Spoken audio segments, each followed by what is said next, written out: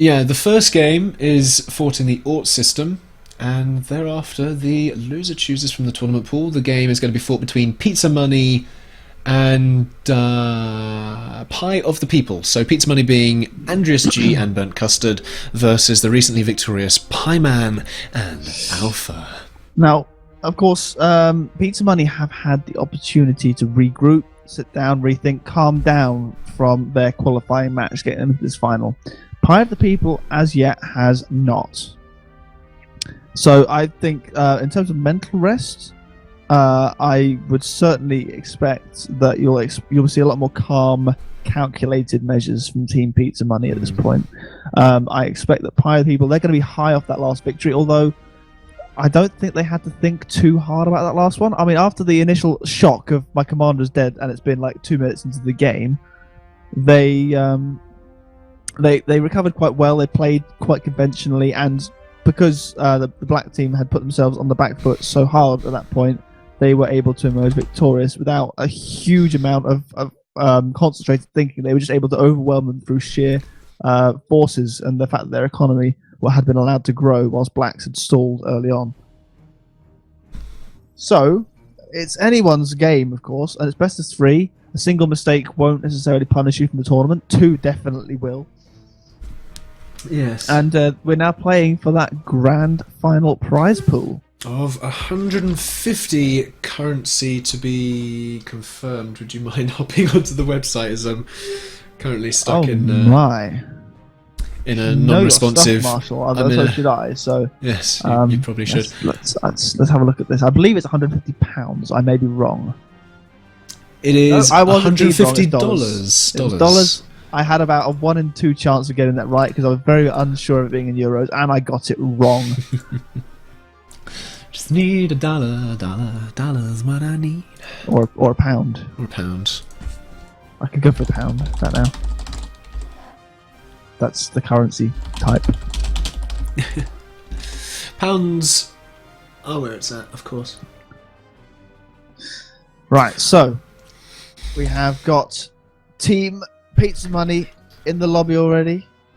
Purple once more. I'm surprised because Burnt Custard used to be a very strong proponent of the colour orange. That used to be his thing. He used to get really upset with me when I chose orange as well for things. I am surprised that he has not claimed his orange, and I think orange, having such close relations to red, could be considered a more OP colour than purple, simply because purple is slightly more blue than it is red, I think.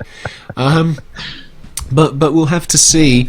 Now, it should be noted that the Ort system is a multiple planet system, plus it is a multiple spawn system. Now, I have casted some recent 2v2 practice games on this system, and it's suffice to say, losing a planet early is the last thing you want to do.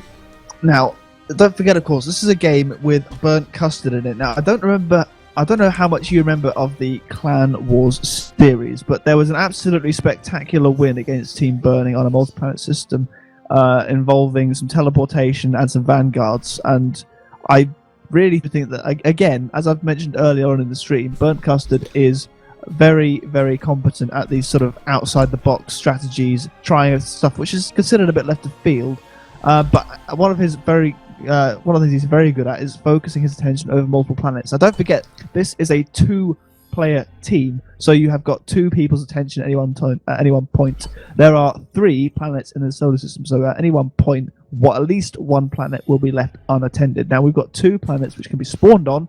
One, of course, is Halliable Moon on the outskirts with absolutely 0 metal on it. I suspect that is only going to be used as a weapon rather than as a resource-generating planet. Second one, however, Purgatorium, is a slightly more feature-rich sphere. It's got some wreckages on there for reclaiming purposes, although I'm not sure if you can reclaim those unit cannon wreckages. They are a feature, they are a CSG. Oh, that's unfortunate. Well, anyway, that's actually got some resources worth fighting over on it. Yes. But I think, above and beyond, Xylus, I don't know how to pronounce this, has got the eco on it. This is going to be the planet you do not want to lose, because if you do, you will have a significant eco disadvantage over your opponents. Indeed. Now the players are spawning in, so welcome everyone to the first of the finals in the Team Duel 2v2 tournament hosted by esports.com. I'm Marshall, joined by WrongCat. Good evening to everybody. And in this particular case, it is a game between Pizza Money in purple and Pie of the People in orange. Pie of the People comprising Pieman and Alpha. Looking at their spawns across there, we can see Naval spawn on Zillus, interestingly enough, and a bot spawn, double bot spawn on Purgatorium. Conversely, in purple, however, oh blimey, that commander spawned far away from the water on Zillus. From Custard and Andreas G, we've gone bots first on the land, following with heavy vehicles and air. Meanwhile, on Purgatorium, their commander bots first. Now, what I will observe is in multi-planet games where you have got multiple players spawning on different planets, what often happens is that one planet is designated as the primary planet. So that player will build more vehicles, more bots, and more military units than Eco. And what happens is, of course, because the players are sharing economy, the player on the other planet will focus on economy and try and send that across to his allies to try and help them win that planet early on, and then transfer back across to finish the job on number 2. It looks as though, judging by the build order down on Zillus, that they have designated this as their primary fighting planet. And I suspect, if I look at the build queue on Purgatorium, you're likely to see a lot more Eco. I am wrong. They haven't actually decided to build any Eco anywhere. Interesting strategy, guys. It is kind of a mistake to focus on Zillus, though. It's a lot easier early game to focus on Purgatorium. Again, I said that I'd casted a lot of games on this system before, and both cases, the team that lost Purgatorium first lost the game. So I think the Purgatorium is going to be the deciding factor, because it's so easy to win because of the proximity of these spawns. Just look at that. They're within spitting distance of one another. And the commander is moving out from purple. Now, this is another thing that I noticed in the other cast that I've done of this system. One of the commanders is always aggressive, is always overextending, and always the first to die. So we'll have to see whether the commander here, I think this is Custard's commander on the moon. You are correct. We'll have to play accordingly and try and avoid boombots. He's gone heavy tanks, which might not be great at defending against boombots from heavy bot start.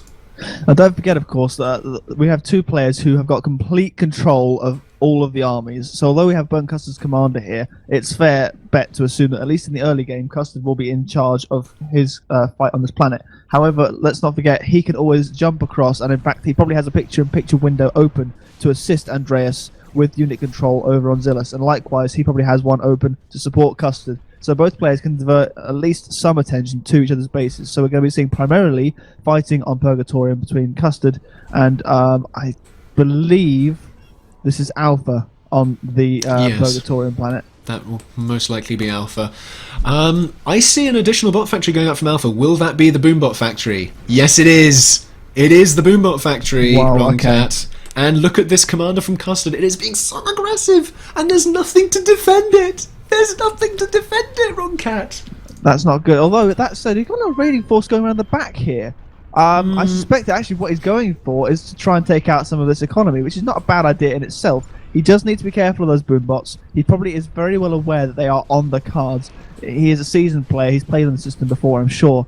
And he's aware of the dangers. And in fact, he has actually seen the boombots with his docks. The docks have seen the boombots, so he knows what's happening. The docks are now chasing those boombots down to try and deal with them and kill them before they become a threat.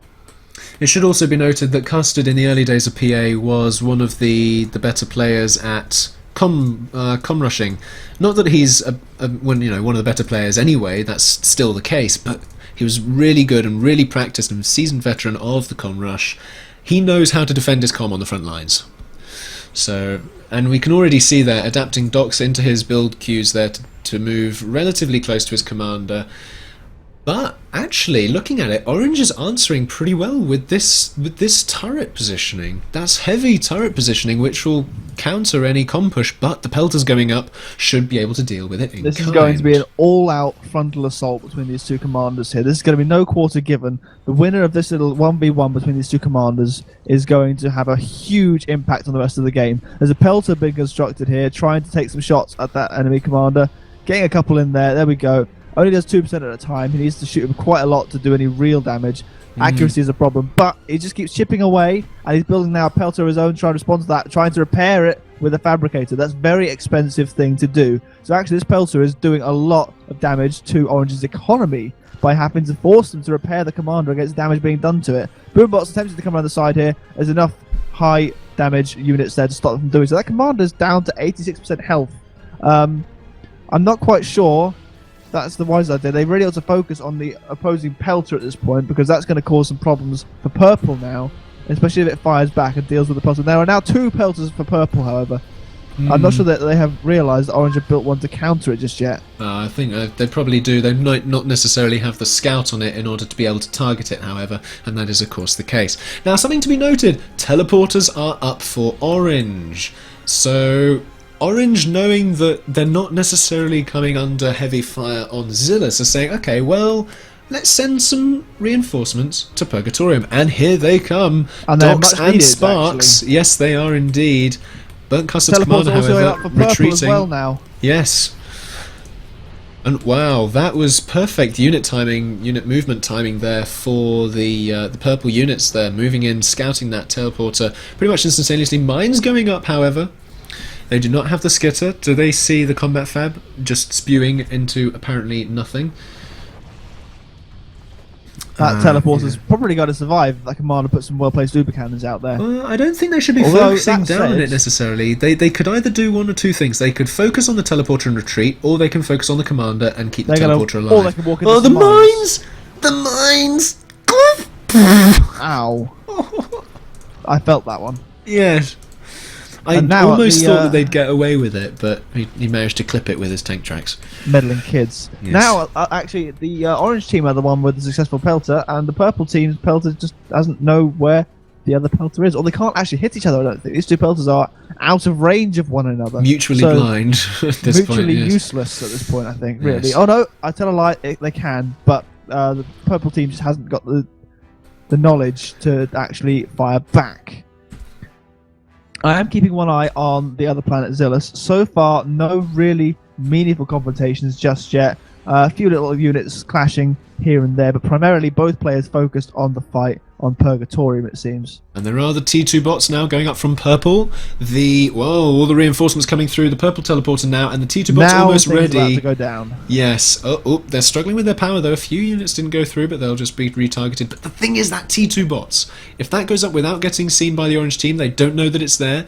If that T2 then goes to reinforce Purgatorium with sniper bots per se, that is going to be lethal. So importantly, there are no skitters in that unit composition just yet, so those mines could still be putting in an awful lot of work. Looks like most of the defending units are Sparks, which isn't actually a fantastic thing against Ants.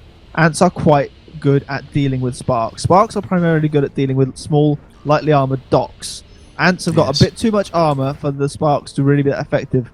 Also, I'm not sure how much power they actually have available to them right now. They're using up a lot of their power, and they're going to be eating through even more of it. Yeah, they're desperately trying to get that teleporter up so they can send some more units through. But there's a good skitter placement from Orange to get his intel on where he wants the pelter to be. A few hits on him, I think. Yeah, they don't but walk the into mines. the mines. Ooh, the mines! They know that they must know that they're there. They must be able to see those mines being a problem. Their dudes are retreating now away from the now lip we of will that hopefully crater. see some skitters being added to the build queue. With any luck. But the T2 bots are up. The T2 fabricator is off the factory line now and is going around to get advanced mechs, perhaps? Well, we have skitters now mechs. present on Purgatorium, so the effectiveness of those mines now nullified. However, they have done their job. They have kept that commander safer than he really, really ought to have been at that point. The meantime, really, Burnt Custard's putting on a lot of pressure, and Alpha's commander down at less than half health, just over half health, my apologies, and Custard's got control here. He's completely denying the rest of that planet to Alpha. I think they've given up on this. I think they're actually giving up on Purgatorium for the most part, and I would not be surprised to see that commander getting off the planet. We do see other teleports coming out, however, and some more units coming through to try and support the defense of this moon. They do like their Sparks. It is curious how Sparks are being favoured here over Docs. What should be noted though, back on Zillus and on Purgatorium as well, look around at that expansion from Purple. And in the economy tab, 312. It's showing massively. And it's allowing them to get their T2 up. They've got slammers now on the field on Zillus. They can start to push out, possibly even send the slammers back to Purgatorium there. But the T2 is not started from Orange, and they just can't afford it really either.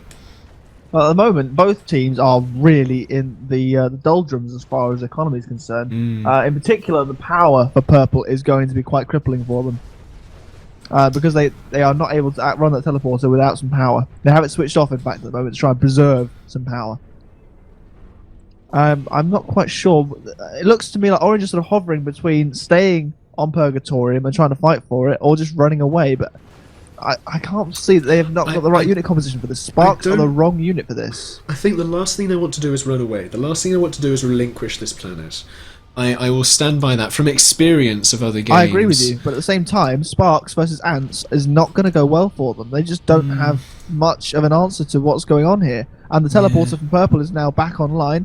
I expect we'll start seeing some slammers coming through in a minute. Indeed, there's one sat there, two, in fact. And those are quite a big threat, especially to Sparks.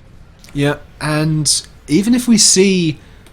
I'd be surprised if we don't see a Fabricator come through, an Advanced Fabricator, and we also see some Skitters there as well, so when those move in with the army, they'll be able to spy some mines, but moving into air actually on the moon. So we've actually transitioned into moon battles to the point that air is a thing now. Well, yeah, there's enough air there, and that air is actually doing a very, very good job of raiding and keeping them hemmed in. Oh dear, WrongCat. Look at that ping there. There's drifters harassing the power for Orange. That's going to really, really hurt. At the moment, they're still floating for power, but that won't last long unless there's something done about that very quickly indeed. They need to sort that out very, very quickly. Back in the main base, though, transitioning to T2 vehicles. Oh dear, more slammers pouring through the teleporter. The air game is now beginning to go for... Oh, actually, the commander on Zillus, 49%. I don't know quite how that happened. I would imagine he's been raided or something. Yeah, a load of aircraft just flew over him and took that out of him. I was watching on the picture-in-picture. It wasn't a huge push, but it was enough to really cause some problems. And some slammers getting raided the commander on Purgatorium. Yeah, this is the big thing now. These slammers here in range. There's not a lot to defend.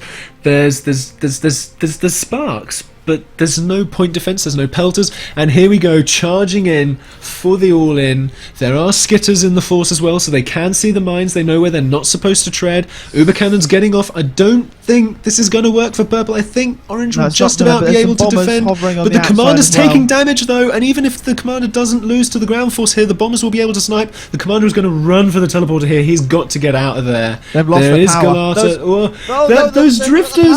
Oh, but the bombers are going to finish off with one pass. Oh, it's a multi-pass. And that's it. That's the moon. I think that was just a one pass. Actually, I think it was the last bomb of the first pass. That was a one pass. You wish. I do wish, and I believe WrongCat. That hasn't necessarily cost them the moon, but I would say that's a fair way towards it. The problem is now it's not necessarily the commander loss that's cost them the moon. It's their economy and the teleporter, and Purple is just snowballing away. This is nasty. This is really, really nasty.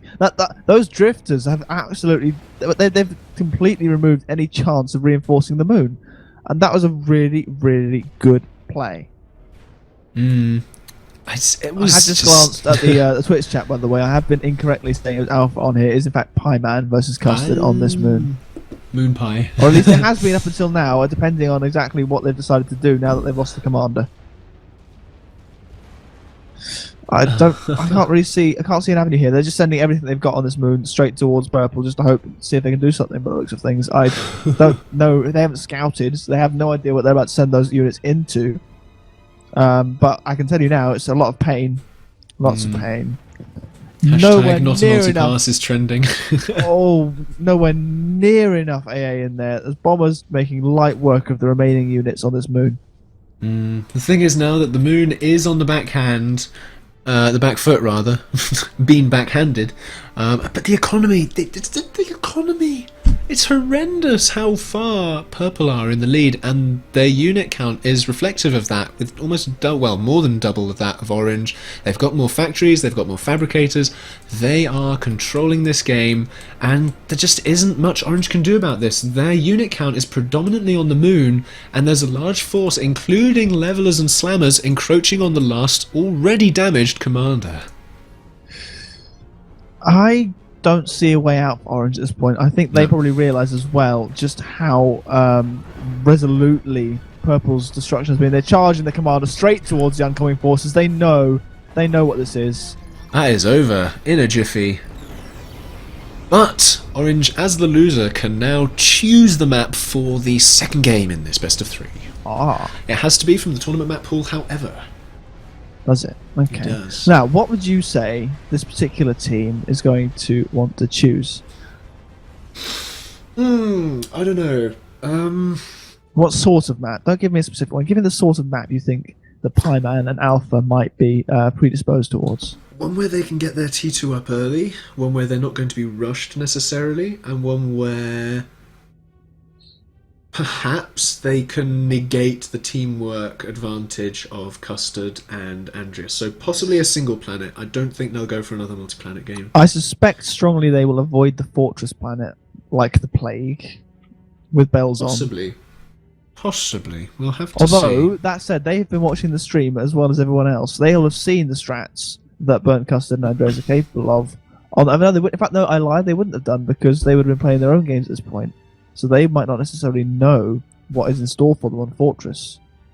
They might have plans of their own on it. I suspect actually that they could even choose Fortress. It's all We'll have to wait possible. to see what it is that they choose. They will now have to host the next game. Indeed. And, But yeah, that last game. So I can't help but think that it was the economy runoff and T2 on Zillus that just helped Purple win that. Because that allowed them additional production, and they just couldn't really cope with it thereafter. To be honest with you, I was primarily watching what's happening on the moon, as indeed were you. I suspect actually that the deciding factor in that game was not what's happening on the moon. It was more to do with what's happening down on Zillus itself.